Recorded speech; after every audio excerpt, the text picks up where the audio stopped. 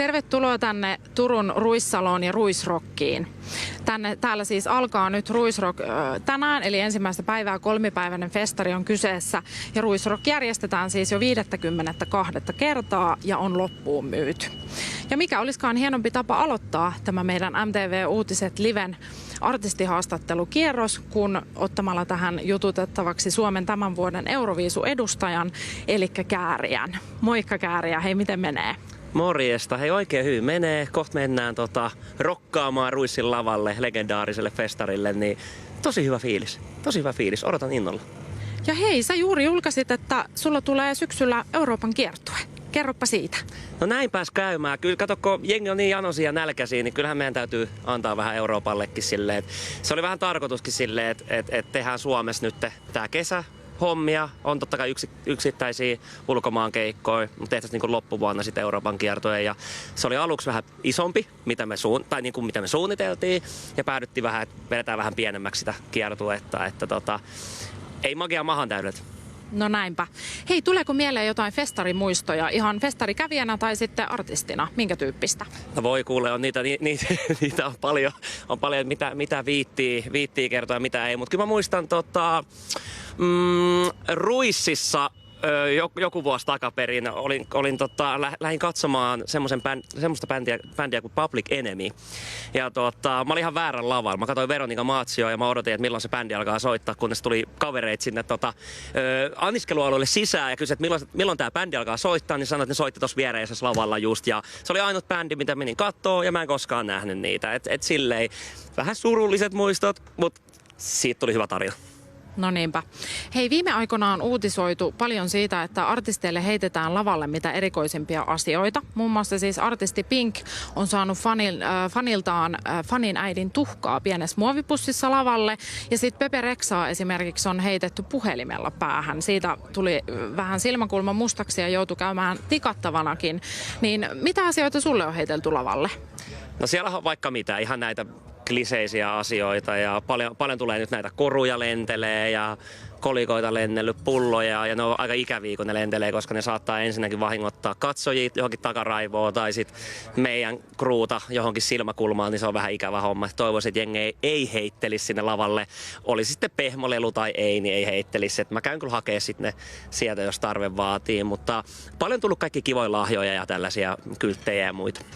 Onko sattunut siis jotain haavereita tai vaaratilanteita tämän heittelyn vuoksi? No kyllä, me tuossa joku aika sitten oli tilanne, että siellä lensi aika paljon kolikoita, niin joutui väistellä ja mä vähän vitsillä myös murjasin siihen, että tää keikka oli tässä ja mä lähdin hetkeksi menee sieltä ja tuli minuutin päästä takaisin, niin kyllä yleensä oli sit rauhoittunut, että mun mielestä toi kulttuuri pitäisi jättää kokonaan pois tästä hommasta. Se on aika ikävää niin kuin kaikille, jotka haluaa tulla katsoa keikkaa ja sitten jos artisti peruu sen keikan, niin aika monet jää sitten se näkemättä.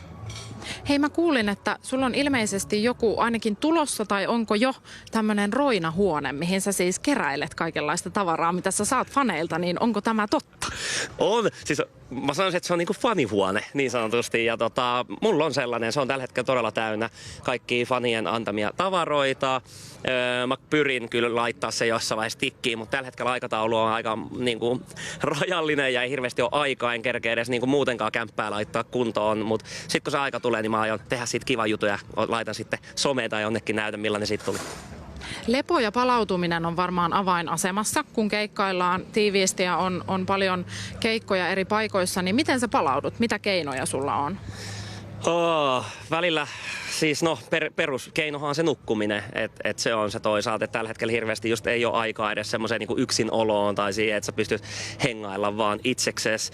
Mä toivoisin, että jossain vaiheessa mä saisin sen niin kuin jotenkin balanssin itselle tähän artistiuraan, koska tää on ollut kuluttavaa, mutta hyvin kivaa, mutta se, että jaksaisi pitkään tehdä tätä, niin tarvii myös sitä palautumista, niin kyllä se on kaikki safkahommat ja tollaset, niin kuin, mitkä pitäisi hoitaa kuntoon ja ne ei aina ole niin mallillaan ja sitä ajattelee, että kyllä mä pärjään, mutta sitten kun seinä tulee vastaan, niin sitä saakin ihmetellä, että miten tästä jatketaan.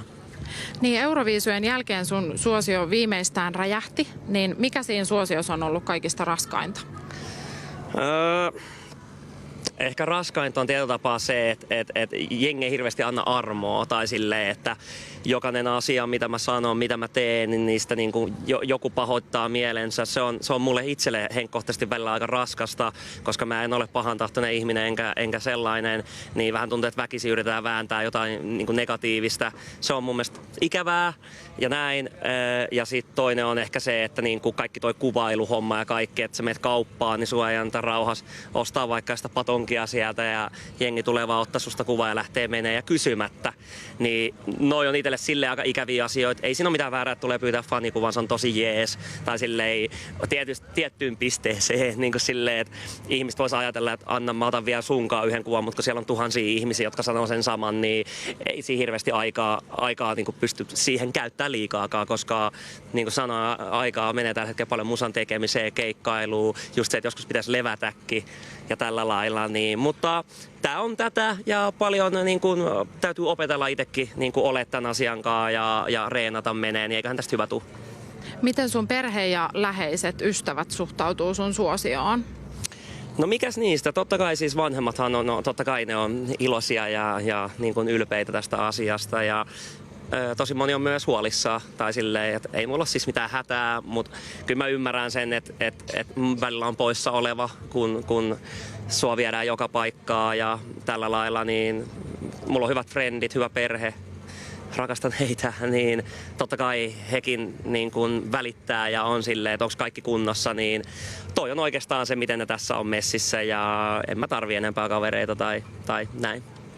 Sä sait kesäkuussa tunnustusta Vantaan kaupungilta, eli sun kotikaupungilta. Sait siis tämmöisen Vantaa-mitalin tunnustuksena tästä sun työstä. Ja sitten myös ilmeisesti vuodeksi vuokra-asunnon. Niin kerro siitä. No joo, oikeastaan siis sehän oli niin sanotusti kaupallinen yhteistyö, että monihan luuli se, että se asunto tuli niin kuin näin mulle, mutta ei tule, että se vaatii multakin omaa duunia, mitä mä annan Vantaan kaupungille. Totta kai mä ymmärrän tiettyjä juttuja, mistä jengi vaikka siihenkin lähti reagoimaan, mutta pitää loppupeleissä ymmärtää, että tuolla luodaan myös Vantaalle, kaikille niille niin kuin ihmisille ja koko sille hommalle niin kuin hyvää myös. Et mä oon nyt vuoden siinä ja katsellaan sitten seuraavaa paikkaa ja kiitos Vantaalle siitä ja totta kai jos toi olisi mahdollista kaikille tai mä pystyisin järjestämään jengille asuntoja, niin mä tekisin sen saman tien ja tällä lailla. Mutta elämä väli pyörii vähän tällä lailla ja näin, mutta ehkä moni vähän käsitti myös väärin ton asian, että miten se meni. Et ei se ollut vaan viisujen takia, että me annettiin asunto, vaan se oli ihan niin kuin palkka niin sanotusti. Elokuusta pääsit sillä tavalla vallottamaan Olympiastadionia, että lämmittelet Kaija K:ta siellä hänen stadion keikallaan, niin miltä se tuntuu? Hei, Kaija on legenda. Mä oon siis tällä hetkellä kuunnellut tosi paljon Kaijan musaa. Itse asiassa täälläkin tuossa ennen kuin tultiin, niin kuuntelin Bäkkärillä Kaijaa. Se on mulle tosi iso kunnia. Mä katson Kaijaa ylöspäin ja hienoa päästä tapaa Kaijaa ja lämmittele sen lauteet. Lämmin kiitos Kääriä haastattelusta ja nautin Ruissin keikasta. Kiitos paljon. Kiitos. Ja sitten me mennään MTV Uutiset livestä muiden aiheiden pariin, mutta palataan vielä tänne kuitenkin tänä iltana Turun Ruissaloon Ruisrockiin. Nyt kuitenkin moi moi.